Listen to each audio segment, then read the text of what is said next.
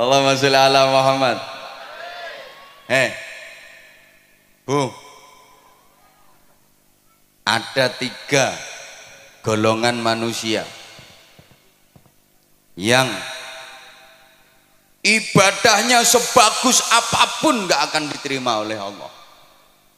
Doanya sebaik apapun, sekhusyuk apapun gak akan dikabulkan Allah. Bahkan di akhirat gak bisa menerima syafaat Rasulullah. Rungokno toh. Walaupun ibadahnya bagus, sholatnya top, bukan cuma yang wajib, sholat sunnah dikerjakan semua. Sujud luar biasa. Sekali nyosop batuk mentol telu. Berarti nyosop 2 kali batuk mentol 6. Selesai sholat gak rupa-rupa rai.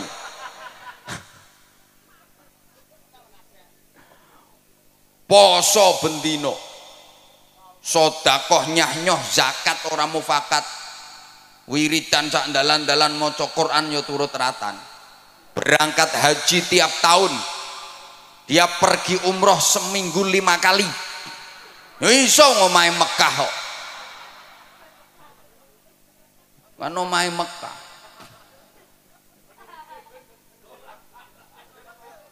Wis tak pikir aku ngomong. Ora iso kowe apa mbantah ora iso. Gak mungkin seminggu umroh berangkat ping 5. Omahe Mekah.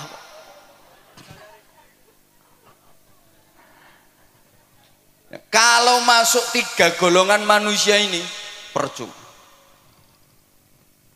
Gak akan diterima Allah. 1, aqul walidain. Anak yang durhaka kepada kedua orang tua.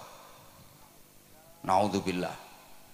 Sehebat apapun anak, kalau sampai durhaka kepada orang tua, berani kepada orang tua, menentang orang tua, melawan orang tua, zalim kepada orang tua, menyakiti hati dan perasaan orang tua, menyia-nyiakan orang tua, padahal si anak hidupnya berkecukupan, kaya, orang tuanya hidup menderita, itu dia mentala. Alah wis kadung.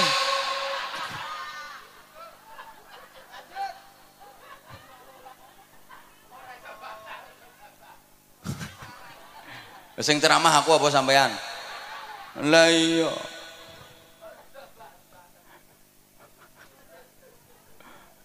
Walaupun ini anak alim, mangan kitab entek 2896, ilmune sundul terop, saking pintere sampai iso ngraji entut.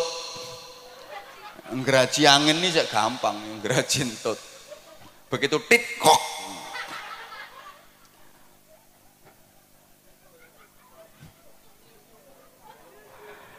Kalau berani sama orang tua, menyakitkan orang tua, durhaka kepada orang tua, seluruh ibadahnya ditolak sama Allah. Doanya nggak akan dikabulkan oleh Allah. Bahkan di akhirat dia nggak bisa menerima syafaat Rasulullah. Walaupun secara lahiriah orang tuanya seakan-akan bersalah, karena dalam hubungan anak dengan orang tua itu undang-undangnya cuma ada 2 pasal. Pasal 1, orang tua tidak pernah bersalah. Pasal 2, apabila orang tua melakukan kesalahan, kembali ke pasal 1. Ya gak mumet, memang pasalnya cuma 2 kok. Jadi hubungan anak kepada orang tua itu pasalnya cuma 2 undang-undangnya. Pasal 1, orang tua tidak pernah bersalah. Pasal 2, apabila orang tua melakukan kesalahan, kembali ke pasal 1. Sehingga kalau sampai terjadi anak ribut sama orang tua, anak gegeran sama orang tua, demi Allah diapa-apa no sing salah anaknya. Ana sing mikir ketara gak rukun kae.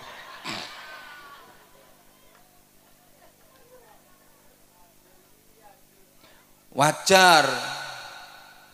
Karena nggak ada orang tua, nggak ada anak. Orang tua itu menjadi sarana, lantaran wujudnya manusia di alam dunia, betul? Boleh kene ana sing tanpa wong tua. Dadi marang bejudus teko lemah. Apa meletek teko watu. Maka saya di mana-mana katakan selamanya anak nggak mungkin bisa membalas budi kepada orang tua. Nggak mungkin anak bisa membalas jasa orang tua, nggak mungkin bisa. Orang tua pernah gembol anak, anak nggak pernah gembol orang tua. Wong tua tahu ngeden ngetokno anak, anak gak tahu ngeden ngetokno wong tuane. Ngedene yang ngetokno gedang goreng. Loh, orang tua merawat anak itu lama dan ikhlas, nggak ada yang berharap imbalan. Nah, aku ngerumat kowe sampai selawe tahun. Saiki kon wis dadi tentara. Ayo hitungan sedina aku njaluk upah 50.000. Nggak ada. Lah anak kalau merawat orang tua itu ya cuma sebentar, itu pun pamrih. Sulit ikhlas. Kadang orang tuanya sakit itu. Anak limo iso geger sak dulur. Sing ngramut ya sampean. Oh sampean bagiannya paling akeh kok. Biasanya ngono kuwi lambe-lambe kudungan.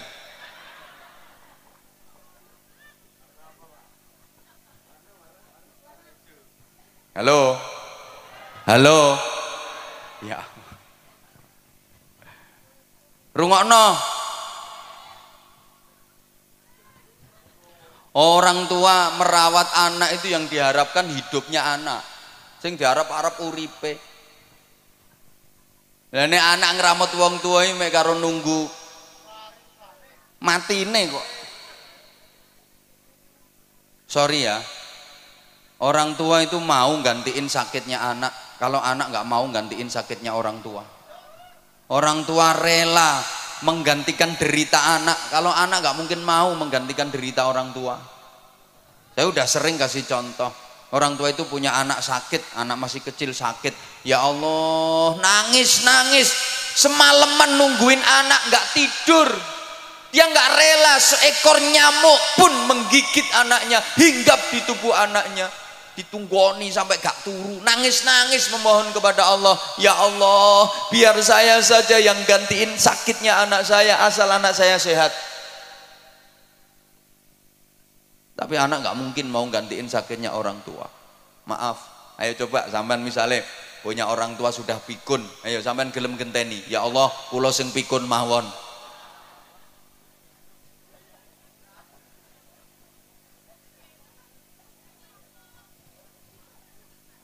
Orang tua tuh punya anak pilek, hidung tersumbat, sing nyumpeli yo umbel, ndak iso ambekan, dia pak no, disedot, dicucup, masya Allah, umbel ya dicucup.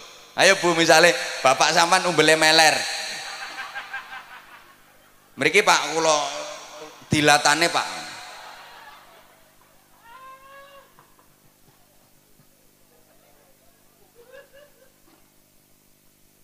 Lah orang tua itu siapa saja? Satu, abul jasad, orang tua kandung, ayah dan ibu kandung. Dua, abur ruh, yang merawat ruh, merawat jiwa, gurunya, kiainya, bunyainya, ustadz ustadzahnya. Hukumnya sama orang tua. Kalau orang tua kandung itu yang merawat jasmani, kalau guru, kiai, bunyai itu yang merawat rohani. Iki dirungokno apa ora toh? Tiga, yang ngasih pasangan hidup, mertua, sama wajib dihormat. Bu, menantu kalau nggak rukun sama mertua, ya sama, itu namanya menantu yang tidak berbakti kepada orang tua, durhaka. Sama. Ada enggak? Ngacung.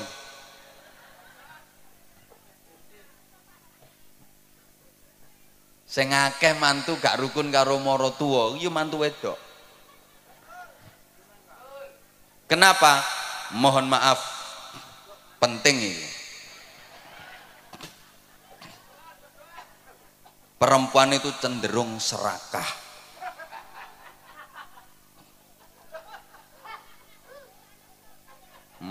Wong lanang serakah ya eneng kok. Yang mbek kiai wani nyentak apa maneh mbek bojone. Mohon maaf, banyak istri yang tidak merelakan suaminya untuk berbakti kepada orang tua. Banyak suami yang tidak menyadari posisi. Sorry ya, istri sama suami itu beda. Karena istri perempuan, suami laki-laki. Lah yo beda. Istri itu haknya suami. Kalau suami bukan haknya istri, haknya orang tua. Rungokno. Suami itu haknya orang tua. Artinya suami harus lebih memprioritaskan orang tuanya, mementingkan orang tuanya daripada istrinya. Ya sama-sama penting, istrinya penting, orang tuanya penting, tapi perbandingannya lebih dipentingkan orang tuanya daripada istrinya. Ini kalau suami. Beda dengan istri. Istri haknya suami, bukan haknya orang tua. Karena waktu nikah sama orang tuanya sudah diserahkan total kepada suami. Maka istri harus lebih memprioritaskan suaminya daripada orang tuanya. Kalau suami harus lebih mementingkan orang tuanya daripada istrinya. Lah ini yang suka nggak diterima oleh para istri. Suami mau berbakti kepada orang tuanya, dihalang-halangi oleh istrinya. Kadang suami mau ngasih duit ke ibunya, ini si istri ngamuk-ngamuk, diselidiki. Mbok kei pira makmu mau? Mbok kei pira makmu mau? Mbok kei pira? Ya kekno kabeh kono. Kekno kabeh. Ndang ngusungi rono kabeh. Gawa nang gone makmu kabeh kono. Wis, klambimu nang digarono pisan, bantalmu sak sarungmu usungi rono. Engko bengi nang kelon karo makmu kono.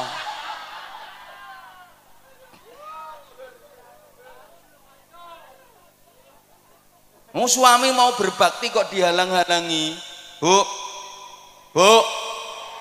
ibu harus sadar, bagi suami orang tua itu prioritas daripada istri. Bu, ikhlas nggih, relakan suamimu berbakti kepada orang tuanya. Yang orang tua suami adalah mertuamu. Maka istri solehah, calon-calon bidadari surga itu adalah perempuan-perempuan yang mengikhlaskan, merelakan suaminya berbakti kepada orang tuanya. Suaminya lebih mementingkan orang tuanya daripada dirinya sendiri. Itu perempuan-perempuan solihah, calon-calon bidadari surga. Nggih Bu nggih? Nggih Bu nggih? Jadi misalnya, Bu, suami ibu punya duit 10 juta. Nah, ibu sebagai istri dikasih 3 juta, yang 7 juta dikasihkan ibunya suami. Ikhlas nggih?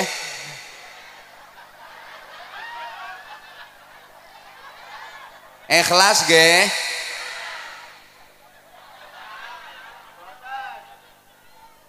Ikhlas mboten? Mulane angel mlebu swargamu ya ngono.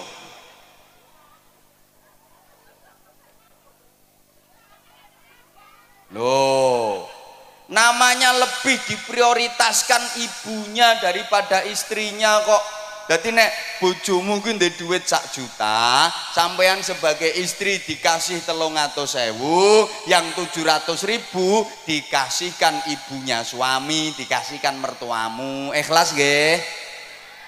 Sapa ngomong tak jotos mau?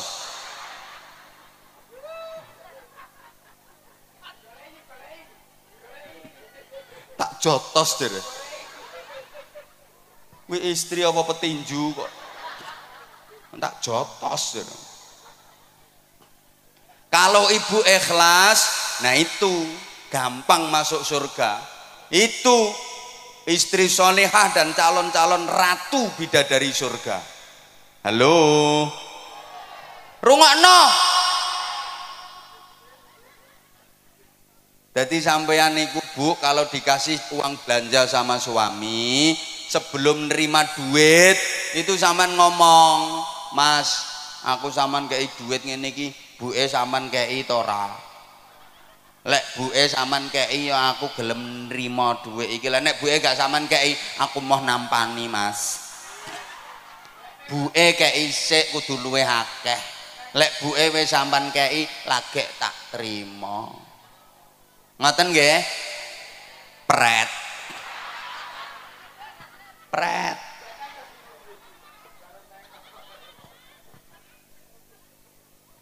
Jadi misalnya ibu dibeliin gelang sama suami, sebelum diterima tuh gelang ngomong, "Ya, aku sampean tukono gelang ini iki, ibu sampean tukono apa ora?"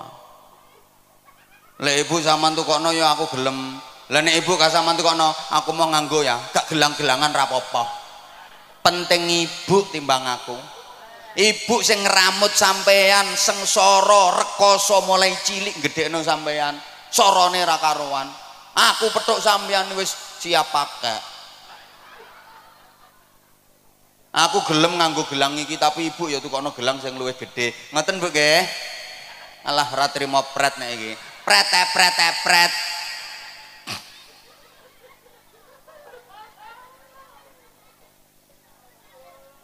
Ibu, jadi misalnya ibu mau diajak berangkat umroh sama suami, ibu harus ngomong, "Ya, aku kata dijak umroh, ibu sampean jak taga. Lek ambek ibu aku ya gelem melu ya. Lah nek ibu gak sampean jak, aku ya mau padha-padhane duwe sampean pas-pasan. Berangkat ambek ibu ae. Aku kari-kari gak apa-apa. Penting ibu timbang aku."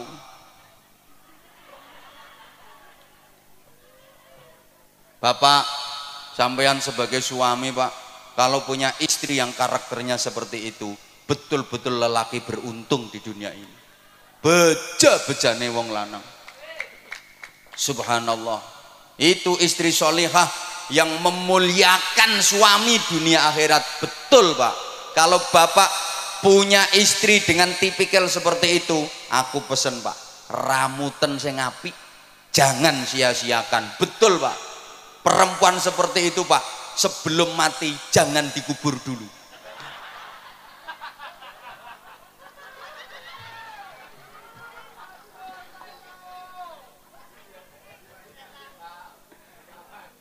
Soalnya langka.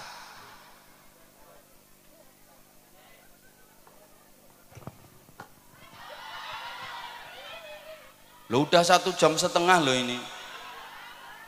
Yang kedua, yang kedua, mahal yo gak melo urun kok. Yang ibadahnya pasti ditolak, doanya nggak mungkin diijabah, dan di akhirat nggak bisa menerima syafaat Rasulullah adalah para istri menengok. Lu memang iya kok. Istri-istri yang suka melukai perasaan suami, menyakiti hati suami padahal suaminya benar, dan suka membebani suami di luar batas kemampuannya. Tak baleni. Pengumuman. Ibadah sebaik apapun gak akan diterima Allah, doa sekhusyuk apapun gak akan diijabah Allah, dan di akhirat gak bisa menerima syafaat Rasulullah. Siapa? Istri-istri yang suka melukai perasaan suami, menyakiti hati suami padahal suaminya bener. Aku gak bakal suami sih gak bener. Alah rungokke sik.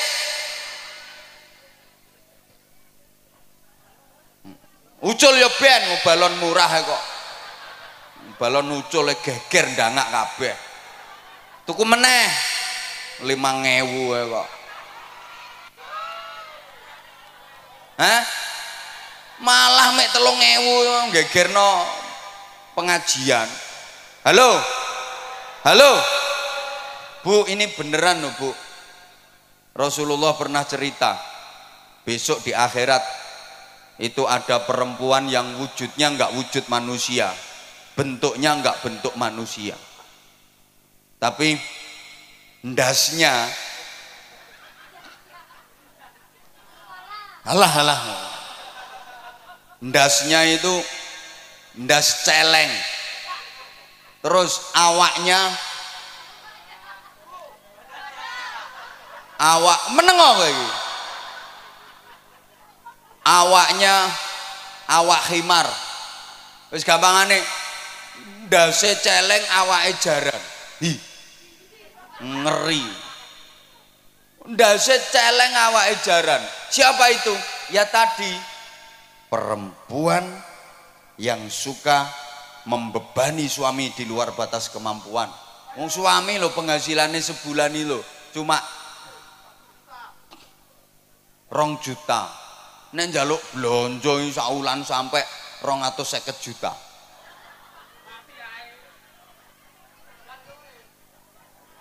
Misalnya perempuan yang suka melukai perasaan suami dan menyakiti hati suami, maka seperti itu akibatnya, ibadahmu gak akan diterima Allah. Tiwas dawir lambemu lah, dikir macam-macam percuma, doa nggak diijabah, di akhirat nggak bisa mendapat syafaat Rasulullah. Nah sekarang ganti, para suami ya harus fair dong. Yo kok wong wedok ae. Para suami laki-laki rungokno, yang suka melukai perasaan istrinya, menyakiti hati istrinya, maka akibatnya aku durung tahu krungu keterangannya. Saya belum pernah mendengar keterangannya. Jadi ya saya nggak pernah dengar dalilnya.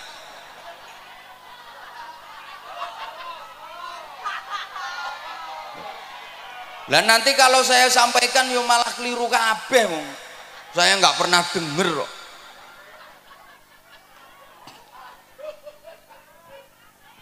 Bagusnya perempuan itu nggak perlu ngerti dalil-dalil yang kayak gitu. Marake ngelamak, ngelunjak, ingkrah-ingkrah ndase wong lanang. Lho wong istri itu lo nggak ngerti dalil lho, suami iso kalah. Apalagi ngerti dalil, malah nyenyek wong lanang. Memang istri-istri nggak usah ngerti dalil-dalil kayak gitu, bahaya. Wong nggak ngerti dalil sing lanang kalah kok, pemane ngerti dalil. Mulane bro, sing urung rabi ya. Besok nek rabi golek wong itu sing goblok-goblok kae, gampang dihapusi. Nek pinter-pintere gak iso ngendhalekno nyonyor kae.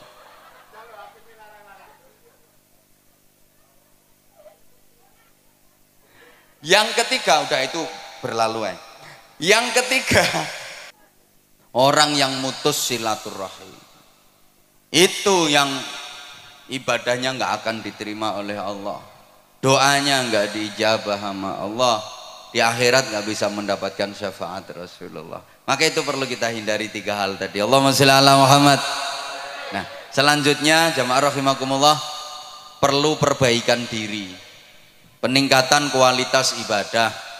Baik yang vertikal, hablum minallah, ibadah ritual, maupun yang horizontal, hablum minan nas, ibadah sosial. Halo. Dilanjut mboten? Oke, tak imbui. Ya, ini ibarat kerja itu lembur berarti. tambahan durasi ya. Gini, yo hidup ini harus selalu ada peningkatan dan perbaikan. Slogane hari ini harus lebih baik daripada kemarin, dan esok harus lebih baik daripada hari ini. Dalam menjalani hidup, pantang bagi kita untuk berprinsip aku masih seperti yang dulu, aku begini engkau begitu. Itu sama saja. Kalau orang Jawa bilang sami mawon, nek diteruske bokonge Mbak Mi dintup.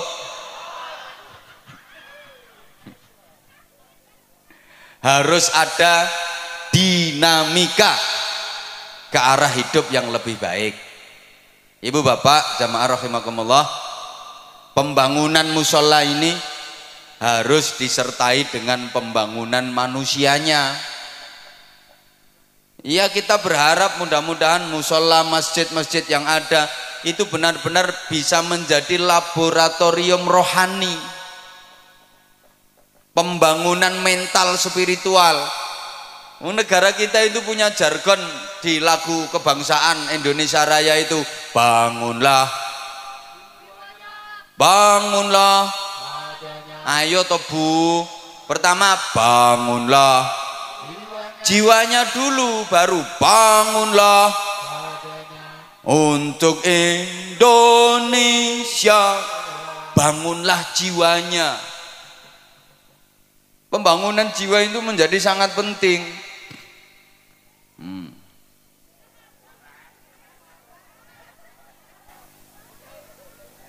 Oke. Mohon gelas ini untuk dikeletak.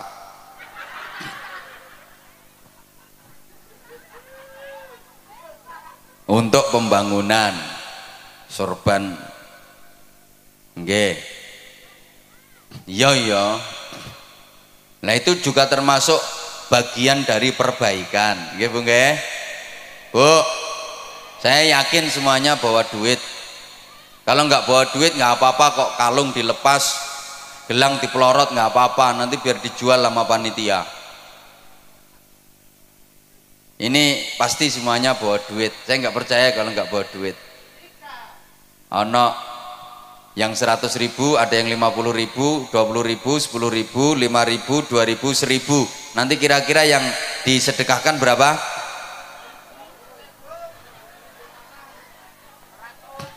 Perlu diingat, sedekah itu yang penting banyak walaupun tidak ikhlas, daripada ikhlas cuma sedikit. Tak baleni, lebih baik sedekah yang banyak walaupun tidak ikhlas daripada ikhlas tapi cuma sedikit. Kenapa? Saya berani bilang lebih baik sedekah banyak walaupun tidak ikhlas. Loh iya, daripada ikhlas tapi sedekahnya cuma sedikit. Karena kalau sedekahnya banyak, terus sedekah banyak, terus sedekah banyak, pasti lama-lama ikhlas. Mesti metu ikhlas. Mikir ora ikhlas, terus ngetokno akeh kok ora ikhlas. Tapi kalau sedekah itu prinsipnya yang penting ikhlas walaupun sedikit, sampai mate gak kira sedekah akeh. Dan ciri-ciri sedekah ikhlas, tanda-tanda sedekah itu ikhlas adalah sedekahnya banyak. Tandane wong sedekah ikhlas iku sedekah akeh. Soalnya nek sedekah akeh gak mikir, gak perhitungan. Tak baleni. Tanda-tanda orang ikhlas dalam bersedekah itu adalah sedekahnya banyak. Tandanya ikhlas.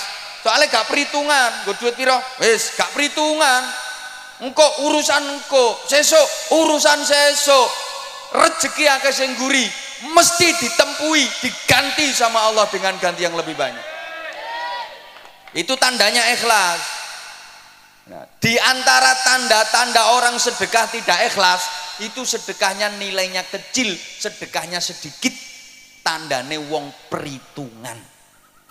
Yang duitku karek 200, kok nek tak sedekahno 50, lak karek 150, sesuk bayar kreditan 70. Anakku sangune rungokno nang ngaji gak butuh sangu anakmu. Halo maka wong niku nek sedekahe kulino sithik iku tandane gak ikhlas. Ayo bantau. Sedikit banyak itu bukan jumlah dan nominal, tapi prosentase dan pembanding. Ukuran sedikitnya yang ngeleset di bawah sama yang duduk metingkring di atas panggung jelas beda. Jelas beda.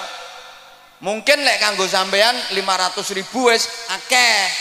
Tapi lek kanggo sing nang dhuwur panggung sithik 500.000 kuwi. Makanya saya bilang bukan jumlah tapi prosentase dan pembanding ukurannya.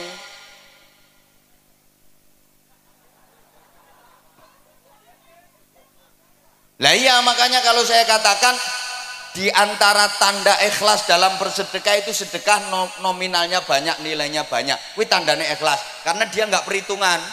Tandane wong sedekah gak ikhlas itu sedekahnya sedikit karena dia perhitungan. Halo. Orang yang beramal di dunia tanpa perhitungan, besok di akhirat Allah yo gak perhitungan, langsung dimasukkan surga sama Allah. Itu namanya masuk surga tanpa hisab. Tanpa hisab itu tanpa perhitungan. Siapa yang dimasukkan surga tanpa hisab, tanpa perhitungan? Ya orang-orang yang waktu di dunia amalnya tanpa perhitungan. Malaikat yang meriksa itu langsung didhawuhi sama Allah, kasih instruksi, malaikat itu orang waktu di dunia amal tanpa perhitungan, udah sekarang langsung masukkan surga tanpa diperhitungkan amalnya. Cepet tuh orang Bojonegoro kok langsung ke surga.